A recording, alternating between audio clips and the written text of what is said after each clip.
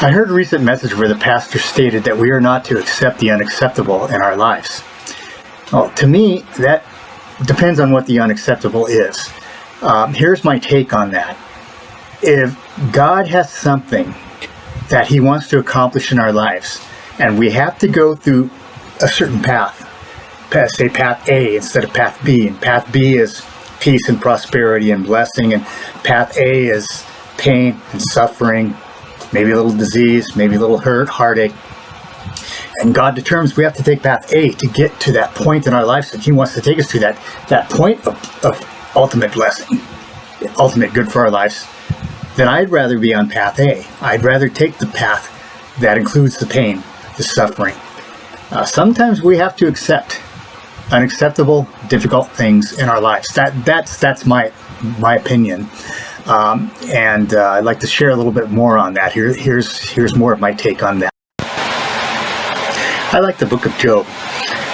It's difficult to read sometimes, but I really like the first chapter and the last chapter, of course, because the first chapter talks about the torment, the downfall that he went through, the things that happened to his life.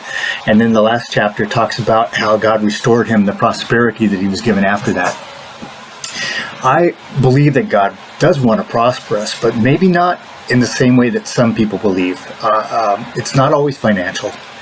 It's not always the way that we think that we should prosper.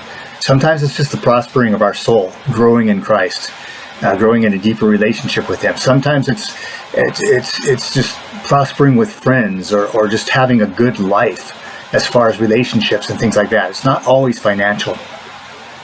Anyway, the book of Job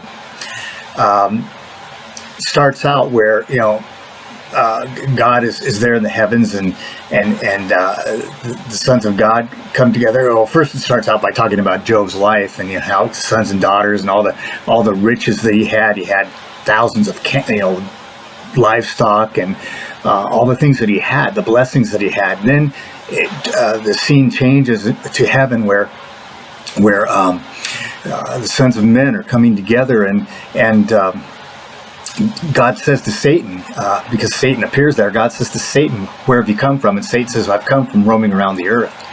And God says, "Well, have you considered my servant Job?" And Satan said, "Yes, I've seen him. And if you take away everything that he has, if you destroy all that he has, if you hurt his life, if you take these things from him, he will curse you." So God basically gives Satan permission. He says, "Do what you will to him, but don't hurt him. Whatever you do, do." So Satan begins to rob Job of his possessions. He begins to kill. His children are killed by.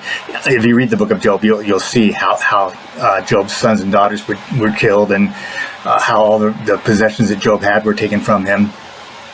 And Job suffers from that.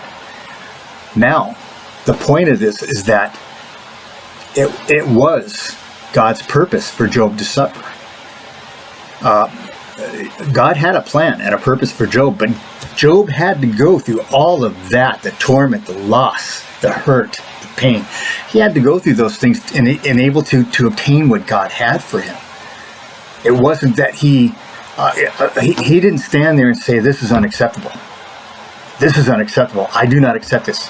I profess what is good. I profess what is positive. I will not accept this. I'm going to be blessed. I'm going to prosper. I'm going to be this and that." Job didn't do that. He simply trusted God and worshiped God through the whole thing. And God blessed him in the end.